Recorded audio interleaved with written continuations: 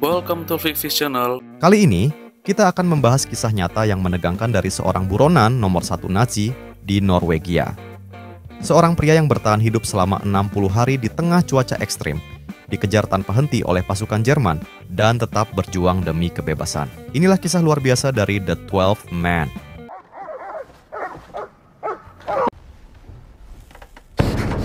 Hey!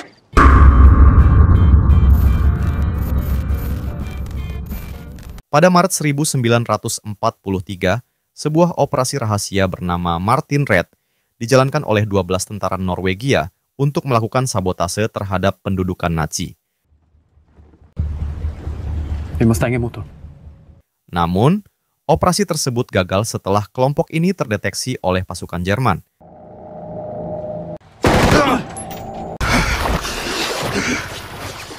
Akibatnya, 11 dari mereka tertangkap dan menghadapi nasib tragis.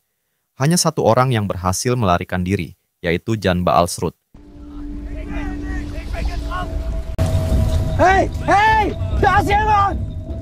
Dikejar oleh pasukan Nazi yang dipimpin oleh perwira Gestapo bernama Kurt Stage, Jan harus bertahan hidup di tengah cuaca ekstrem Norwegia sambil menghindari penangkapan. Saat melarikan diri, ia terluka di kakinya akibat tembakan. Dalam kondisi yang semakin sulit, ia harus memutuskan untuk menyeberangi danau es. Tentara Jerman yang mengejarnya mengira Jan tidak akan bisa bertahan di suhu 0 derajat dan memilih untuk tidak mengejar lebih jauh. Namun, mereka salah. Dengan tekad kuat, Jan tetap bertahan dan menemukan dua wanita yang sedang mendayung perahu. Mereka membantunya mencapai rumah penduduk lokal, di mana ia bisa menghangatkan diri dan merawat lukanya.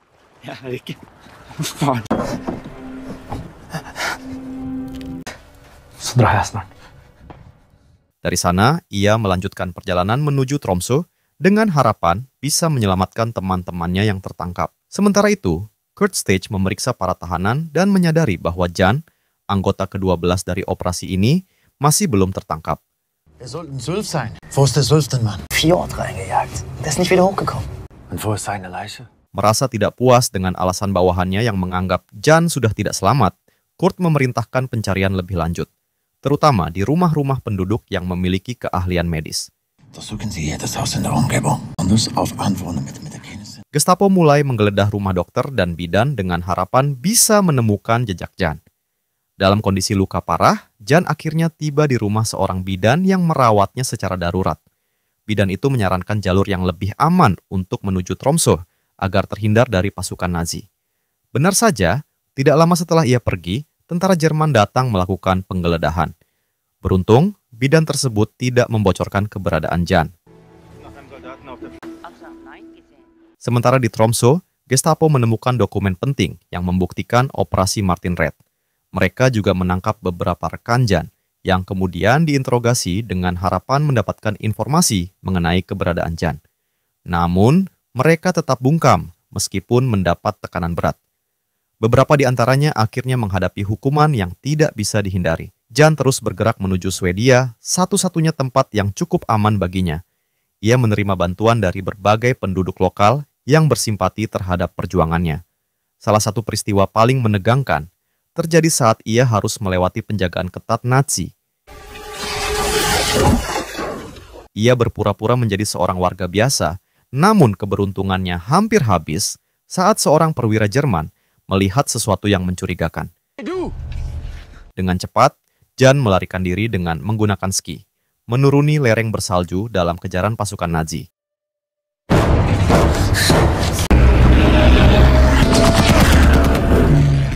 Namun, bencana kembali menghampirinya.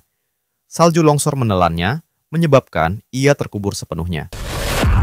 Pasukan Nazi mengira ia telah tiada dan hanya menemukan tasnya yang tertinggal. Namun, dengan kekuatan terakhirnya, Jan berhasil menggali dirinya keluar dan melanjutkan perjalanan dalam kondisi yang semakin buruk. Dalam pelariannya, ia menemukan rumah seorang penduduk bernama Marius yang bersedia menyembunyikannya.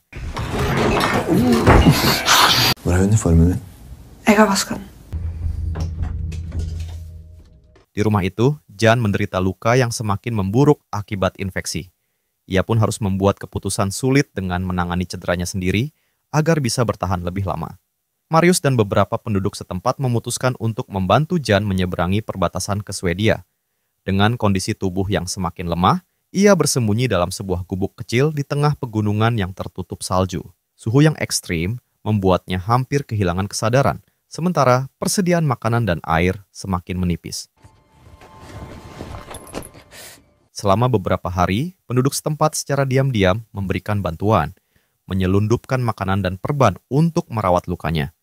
Ketika akhirnya waktu yang tepat tiba, seorang penggembala rusa yang telah diatur oleh jaringan perlawanan datang menjemputnya.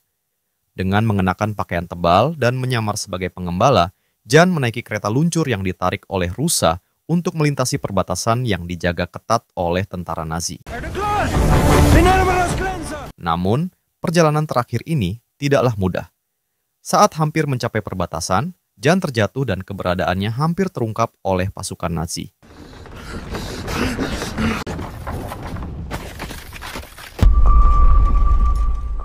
Dengan sisa tenaga yang ada, ia berjuang untuk tetap bergerak.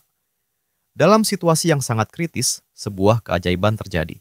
Seekor rusa putih besar muncul di hadapannya, memberi harapan terakhir baginya untuk tetap bertahan.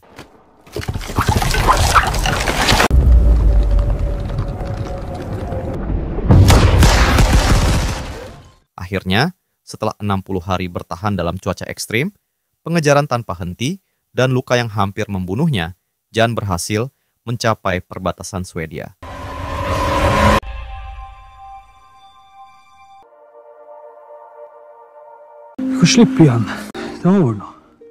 Kabar ini menghancurkan Kurt Stage yang sebelumnya sangat yakin bahwa tidak ada seorang pun yang bisa bertahan hidup dari pengejarannya. Setelah perang usai, Jan Baalsrud menjadi legenda hidup di Norwegia dan dikenang sebagai simbol perjuangan melawan pendudukan Nazi. Sedangkan Kurt Stage, sang pemburu yang kejam, akhirnya diadili atas perbuatannya. Dan film pun tamat. Apa pendapat kalian? Tulis di komentar. Dukung dengan like, komen, dan subscribe. Biar kita terus jalan bareng. Tanpa kalian, channel ini bukan apa-apa. Dan tanpa channel ini, kalian tetaplah juara. Terima kasih, orang baik.